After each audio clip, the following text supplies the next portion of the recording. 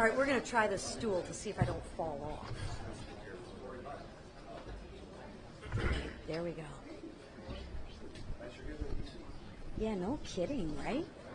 I'm almost as tall. I can look at you. Almost. One more book. I got 3-inch heels on in the stool. Well, good afternoon, everyone. Hope you are all doing well, and welcome to sunny Florida. Thanks for the weather, Mario. Yeah. Yesterday, we saw leadership and American exceptionalism on full display thanks to President Trump. I mean, think about it. President Trump, I don't even think, had finished the front nine before he successfully forced the Colombian president to take back their illegal immigrants. The days of America being walked all over are long gone, thanks to President Trump, which brings us here today to the Sunshine State, the home of the 47th President Donald J. Trump. Here, there is a prosperous economy, beautiful sunshine, and endless freedom. And why are we here in Florida? Because Florida was critical in delivering a decisive victory for President Trump and House Republicans. And tonight, we will celebrate that historic victory alongside of our president. We are in a very heavily Hispanic area with a very diverse culture. Broad and diverse coalitions that support the GOP America First vision. These coalitions support our agenda because we listened, and we are giving them what they want for them and their families. We put them and their families first, not illegals. We promised that if they gave us the majority, we would lower costs and make their communities safer. And I'm confident that President Trump and House Republicans will continue to listen and deliver on those promises, putting Americans first. And I'm so excited to work with the President, Chairman Hudson, and many others to grow our majority. I will now turn it over to our fearless Chairman, Chairman Hudson. You don't have to stand on the box. Good. Thank you so much. I want to thank Chairwoman McClain for hosting this event. Thank you to Speaker Johnson. It is great to be here with all of you. It is, the weather here is wonderful. Over the next few days, we'll be indoors. We'll be laying out our vision and our plans for 2026. And I can tell you the NRCC, House Republicans, we're going to be on offense. We're already off to a strong start, delivering for the American people, passing important bills like the legislation to support women's sports and the Laken Riley Act. We will hold Democrats accountable for their out-of-touch votes. This last election, more Americans voted for a Republican for the House of Representatives. In fact, we won the largest share of the popular vote that we've won since 1928, so over 100 years. Republicans won the popular vote at every level, and President Donald Trump won all the swing states. Yet, thanks to Democrat gerrymandering in states like Illinois and New Mexico, and a mid-cycle redraw in New York, we still hold a slim majority. Despite the media narrative and a historic election cycle, House Republicans retained our majority. We flipped 5 seats with strong candidates who were a great fit for their districts, as well as the 3 seats we netted in North Carolina, I might mention. Gabe Evans in Colorado, he's Hispanic, former police officer, former Army helicopter pilot, ran on a law and order platform in a district that is racked with fentanyl deaths and crime. Tom Barrett, also an Army helicopter pilot and a successful state legislator, won the seat in Michigan. And then our 2 candidates in Pennsylvania. But we're ready to do it again. And it's a simple strategy. We're going to go on offense. There are 13 Democrats who won seats that Donald Trump carried. There are only 3 Republicans holding seats that Kamala Harris carried. And so the battlefield is laid out for us to our advantage. So we're going to deliver for the American people. We're going to, and then we're going to hold the Democrats accountable if they don't vote for the agenda that the American people want to see passed. And I'm looking forward to growing this majority in 2026. And at this point, I'll recognize our host, Mr. Mario Diaz-Balart. Thank you, Chairman. Thank you, Madam Chairman, Mr. Speaker. First and foremost, I know you guys are really, really upset that we're here and not in D.C., right? This community, as you've heard, Doral, is a very diverse community. It's a community that understands socialism, the evils of socialism. It's a community that understands that this is the greatest country in the history of humanity, but we got to keep it that way.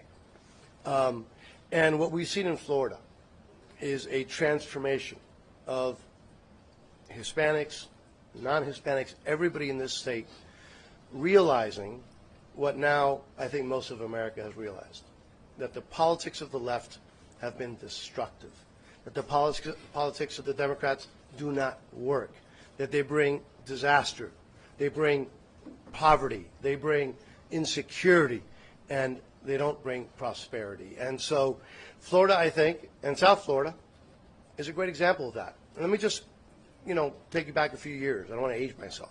But 1994, Florida was known as, #1 in violent crime in the country. Yes, Florida. The state legislature raised taxes every single year. And it was rated as not a great place to own a business or to start a new business. And what happened? That for the first time in 122 consecutive years of Democratic control in the state legislature, just the Florida Senate flipped, and Florida's never looked back again. Florida, the people of Florida saved themselves, and now we are known as the free state of Florida, the prosperous, secure, wonderful place to do business, to raise a family, a place where the world wants to come to not only vacation but to live, and the world and the country wants to emulate. And that is because of Republican leadership. And the Hispanic community in this state has been learning that time and time again. Ronald Reagan used to say that Hispanics are Republicans, they just don't know it. Well, guess what? In Florida, they know it. And they are voting that way, they are acting that way, which is why this is no longer a swing state. But anyways, to all of you, welcome. Welcome. I am under the weather because I, like you, were out in that miserable weather in D.C. Last week. It's great to be home. I welcome each and every one of you, and Mr. Speaker, to you and the leadership team and to my colleagues. I hope you know what a profound honor it is to have, obviously, the President of the United States here, but this is, in essence, his second hometown. But also have you and this group of leaders here to solve America's issues together and get the America First agenda turn into reality. So thank you for being here. It's a privilege to welcome you to the great city of Doral. Thank you, my friend. Well, thank you, Mario. Thanks for hosting us, and thanks to all of you. That's fine. I put it right here. We're so grateful to be here. It's good to be out of D.C. and to be in the free state of Florida, as was noted. I'm a little under the weather as well. I think we all are. It was a long inaugural week, and then right after that, feel my pain, we had Louisiana's annual Washington Mardi Gras celebration right on the heels. So 4 more days of that. My poor wife was drugged to, I think, 9 balls in a week, and we're still recovering. But we're glad to be here and really, really grateful that the new golden age of America has begun. It is an exciting time in the country. You've all felt it. Those of you who came from Washington, you know that something has changed. The atmosphere has changed in Washington, and we're feeling that around the country. I came down to Florida a day early and was meeting with friends of the party and donors and folks in South Florida, and they feel it here, as Mario said, just as we do all around the country. Something has changed because there's a new sheriff in town. And we're excited because we have unified government. We have President Trump back in the White House. The meetings began, the work began the day after inauguration. I was summoned there early in the morning on Tuesday and met Vice President J.D. Vance there and Leader John Thune in the Senate, my counterpart, and we went to work immediately, went to the Oval Office and sat with the President for hours, brought in our leadership teams who worked so hard to achieve this moment that we have now, unifying government to fix the country. And all that work has begun in earnest. We did leave it all on the field. This leadership team and all the House Republicans worked so hard to ensure that we kept our majority in the House. We believed that we would get the majority in the Senate, and we did. And we believed we would return President Trump back to the White House, and it happened. But we did, we all traveled endlessly, worked endlessly. I personally did over 350 campaign events in 250 cities in 40 states and logged enough miles to circle the globe 5.5 times. I keep saying that because I can't believe it myself, but that's what was necessary. And we got the job done. And so now we have to deliver on this agenda. Everything has changed. You've seen that the president has accomplished more in his first week in office than Joe Biden did for the American people in 4 years. And everyone's talking about it. The Democratic Party is in disarray. They have no obvious leader. They have no obvious vision or agenda. Their platform has to be rewritten whole cloth. And they don't exactly know how they're going to wander in this wilderness for the next couple of years. It's not just going to be a couple of years though. It's going to be 4 years at least, and then more. Because we are going to grow the House majority in 2026. Historically, when the president takes the Oval Office, then his party then loses, on average, a number of seats in the House in that first midterm. That won't happen this time around because there's been a sea change. And we're going to deliver on this agenda, and that begins now. And so we're here for 3 days here at Doral International, President Trump's beautiful club here. I hope you all enjoy the time. We're going to be working the whole time. We won't get to enjoy much of it, but that's by design. We'll be in these long sessions with the House Republicans working through the agenda. You all heard me talk about the proverbial playbook that we developed over the last year leading up to this moment that we knew would happen. And now we're working out the final sequence of the plays. And so some big decisions will be made here in the next few days, and we'll align with the Senate and our colleagues there, and we will move forward on that agenda. The reconciliation process, the appropriations that we have to wrap up, and the other issues that are upon us. So all the Republicans are rolling their sleeves up. There is a lot of work being done. There has been a lot of work done behind the scenes up to lead us to this point, and we are really excited to deliver to the American people, and we will. Lots happening. You know, the most recently, I'm sure there'll be a question or two about Colombia, the last events of the last 24, 36 hours. I think that was a signal. When the president engaged with the president of Colombia about the situation there, Colombia did an about face, and they decided they would indeed cooperate and take back their citizens who came here illegally. Violent criminals from other nations will be the first to be deported, and countries must participate. And as soon as Colombia pushed back against the White House, I went immediately to social media. I was here in Florida meeting with donors and party officials, and stepped out of that meeting and said, the Congress will back up the White House, and we will move as necessary on any country. This was a message to Colombia and anyone else. You have to participate. You have to take back the illegals who came here that come from your country. And if not, then we will act and we will engage with sanctions or any other measures that are appropriate to back up the president's agenda. That's what the American people demand and deserve. We are going to secure that border. We have. We are going to make America safe and secure again, and the Congress will have no daylight between us and the White House on that issue. So every nation around the world needs to hear us loud and clearly. This is not a game. We're going to take care of the American people, and that America First agenda begins there. So we'll take a few questions and whatever you got. Manu, front row. Sorry, go ahead. One of the big things you're going to deal with is aid from California. The president said on Friday that he would insist on voter ID as a condition for aid to California. Is that going to be a red line for you? Will you insist on voter ID in exchange for aid to California? Yeah, we've got to work out the details of that. I have not spoken to the president about that issue since he said that. He'll be here tonight, of course, for dinner with us, and that's one of the topics of discussion. Listen, there are a lot of issues going on in California, and we have been lamenting the lack of voter security there for some time, election security.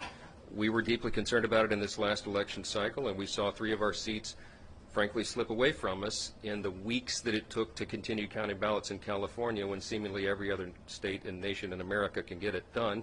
It's inexcusable. Gavin Newsom provides, I think, such a lack of leadership there in so many ways, and it was highlighted by the disaster with the fires. It's so heartbreaking that California citizens are suffering because of the lack of state and local leadership on those issues. They did not manage the forests well. They did not manage the water well. And everyone knew for decades that the eventuality that we've seen over the last couple of weeks here since the fire disasters began was foreseeable. They assumed the risk because of their crazy far-left policies. So we've talked about conditioning the aid that will go there to policy changes. I think that is a common sense notion that is supported by the vast majority of the American people who do not want to subsidize crazy California leftist policies that are dangerous for people. And Now, what the terms are and the details of that we will be working out. But entwined in all of that is the concern about election security in California. And voter ID is a matter that, again, comports with common sense that most American people see the value in. And it's be something we'll be trying to advance. Over here. Yeah. Do you see President Trump negotiating with Maduro, or Maduro will not have the opportunity to negotiate, or rather accept the terms in regard of the migrants? And the second question is whether this conversation with Bukele means that the president of El Salvador is going to receive members of Tren de Aragua TVA expelled from the United States in his prisons? Yeah, look, I'm not sure. I'm not going to get ahead of the president with regard to negotiations with Venezuela or El Salvador or any other country. I will just say that we will be dealing with this in the same manner that we did with Colombia, and that is every nation around the world that, Venezuela is a good example. I mean, the President Trump noted that they opened their prisons and sent very dangerous persons to the U.S. That is not acceptable. We should never have allowed it here. The Biden administration and Mayorkas opened the border wide and subjected the American people to all of these terrible, it's a humanitarian catastrophe and a violent problem, a violent crisis for the American people, and it must be addressed. And so President Trump will, you've seen, he will have a heavy hand, and we will support him on that regardless of who stands up against it. Mr. Speaker, Yeah, go ahead. Yeah. Yes, Mr. Speaker, it's been a busy week, as we said before, with President Trump. We've seen him fire some inspectors general today, and also he's made comments and an executive order about FEMA, saying that perhaps it shouldn't even exist. Can you comment on the idea that states should do more, and do you think FEMA should exist? And the inspectors general, is that a legal action, and is it a good one? So I have some expertise with FEMA. I'm from Louisiana. We're a disaster-prone state, as is Florida, and we have a lot of experience with that. In my experience, it is very often the case that local workers, people who are working through FEMA, do a pretty good job, but often it's the leadership at the top that can affect the outcome of how a disaster is handled. There's been a lot of frustration, of course, over the last 4 years with how FEMA has been handled, and I think the President is right to assess that. I think we are entering a new era of government, and that is when the President says he wants to make the government more efficient and effective, and we say we want to limit the size and scope of government, it means that everything is on the table for reevaluation. This is a new moment for us to reevaluate everything that the federal government does, and FEMA is in the crosshairs, pardon the expression, because they're the microscope, because these disasters are front and center for the country to review. And so I think that the task force that the President set up by the executive order is an appropriate step. I think that it's probably long overdue. It'll be a 6-month, 180-day evaluation with some very smart people in the room that have a lot of expertise and experience in dealing with FEMA, and I very much look forward to the outcome of that issue. I will tell you from my perspective, the state of Louisiana, again, having a lot of experience with this, we have the Governor's Office of Homeland Security and Emergency Preparedness, we call it GOSEP, and they do an extraordinary job on a state level. They're very responsive to the people, and our people are very resilient, and they look to the state officials to handle that. FEMA has been a partner, but they probably could be a better partner. So we're going to withhold the final judgment on what the analysis is from that group, but I think the timing for that is important, and we support the President's initiative, obviously 100%, and we'll assist from the House Republicans in any way that we can to contribute to that effort. With regard to the Inspectors General, the President will, my understanding is he will be replacing those positions with new persons, and sometimes you need a fresh look. Look, we want to eliminate fraud, waste, and abuse in every way possible. The President's committed to that, and we are as well. The Inspector Generals, when they are working on all cylinders and to their top level of effectiveness, they can be a huge part of that. I think the President appreciates that, but sometimes you have to begin a new page and start with a fresh start, and I think maybe some new eyes, new voices will be appropriate at this time. Scott. Scott. Thank you very much. With these roundups and deportations that we're seeing in places like Chicago and around the country, are you concerned at all that there's a negative impact or unintended consequences as a result, specifically for folks like construction workers, people who are working in hotels, restaurants, people who sort of are the backbone of the economy that may be fearful to show up at work? Is that undermining the U.S. economy in any way? I hope not. I don't think so. I think you heard Tom Homan say very clearly in the last 24 hours The worst are first, and what he means by that is dangerous, violent criminals, and we know who they are. You've already seen them being rounded up and deported. That is the top and first priority of the federal government. The rest of it will be developed.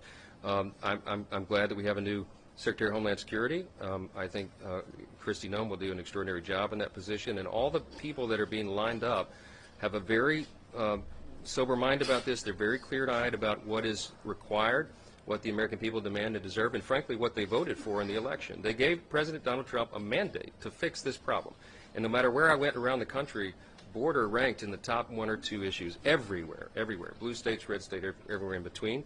And so they are counting on us, they're counting on the administration and the Congress for that matter to back it up to get control of this situation. And that's what's going to happen, and I think everybody can take a deep breath, let this play out. We are going to restore law and order at any cost, and I think we owe that to the people. It's a very, very simple thing. Jake. Last question, guys.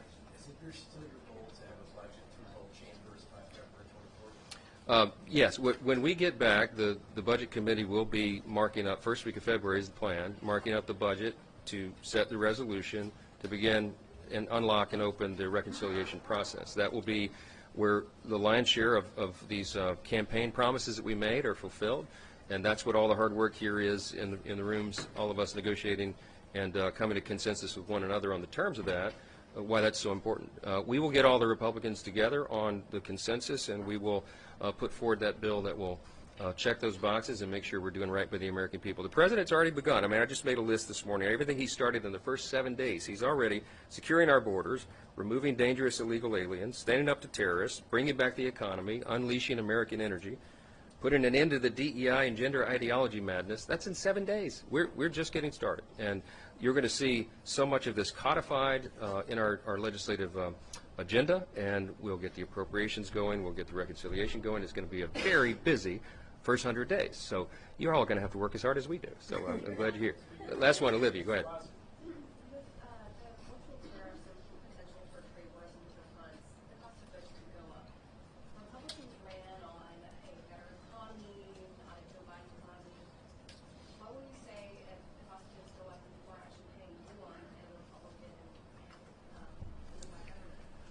I'm not going to predict the outcome of, first of all, which tariffs will be enacted and how it will affect prices. We'll have to see. I think you're seeing a measured approach by the President.